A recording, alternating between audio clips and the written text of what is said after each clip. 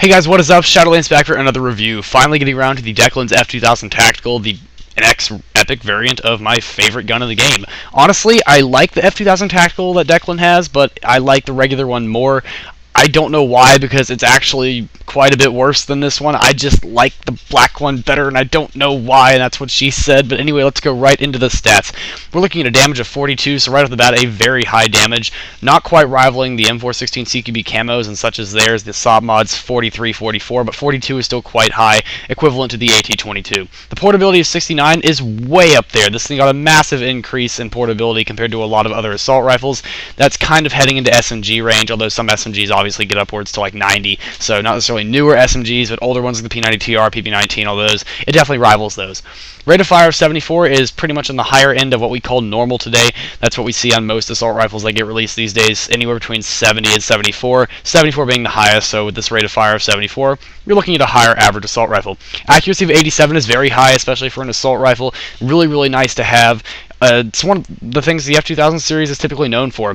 The F2000 and the Nemexis variant both have the sniper scope on it, so with higher accuracy like that, it's useful. But this is kind of basically a watered-down version of those two guns, where basically you have the ability to attach anything from suppressors to sights to magazines. Whereas the other ones you can only attach suppressors and magazines, I do believe. However, this one you can choose your own sight.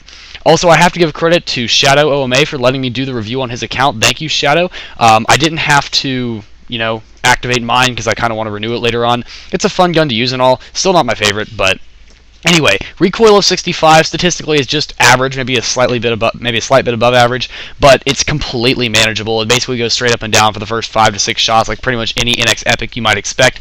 Does a fair amount of damage. The damage drop off is pretty good, but it's not the best. It's not top tier, but it is definitely one thing you would expect on an epic. It's high enough to be considered an epic damage drop off. The ammo capacity is 35 of 105, which is kind of what we see in a lot of NX rares or epic guns.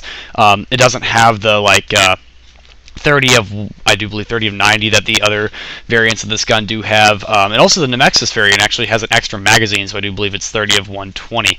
So you're getting a little extra ammo on that one. I'm going to be comparing this to the F2000 Tactical, my personal favorite assault rifle that I love to use, although I don't use it as much as I used to anyway.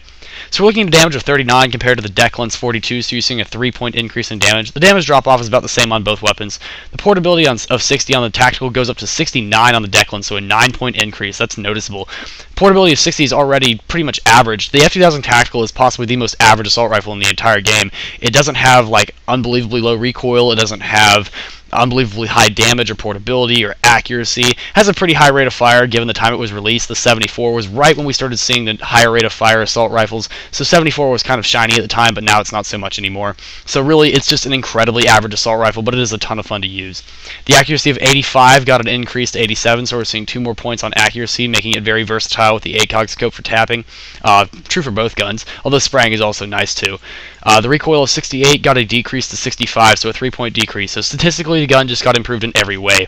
The F2000 Tactical, Deckland's variant is available in the Miss Juliet and only the Miss Juliet. And also, I guess you could get it through the Deckland's package if you were to buy that, but honestly, I wouldn't buy it for the gun. I would buy it for Deckland if you were looking for that. But personally, the Recon Vest is going to do you a little bit better because it goes on sale for perm several times. I think it goes on like once every 2 months or so.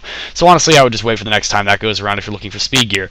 Although this gun is a lot of fun to use, you might as well just get an F2000 Tactical because as far as performance, there's not a whole lot of difference between the two of them. If I have to make a suggestion, you can use whatever kind of scope you want. It's pretty much an amazing gun with both. I do remember when the F2000 Tactical first came out, it was immediately my favorite gun in the game because I remembered it from Battlefield Bad Company 2, and I just fell in love with it immediately.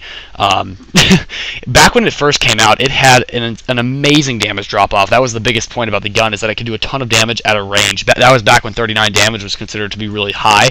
It was back before the 40 powered guns started coming out. I do believe it came out around the time of the Ghost Town patch, so it's been since about 2010 since that's come out.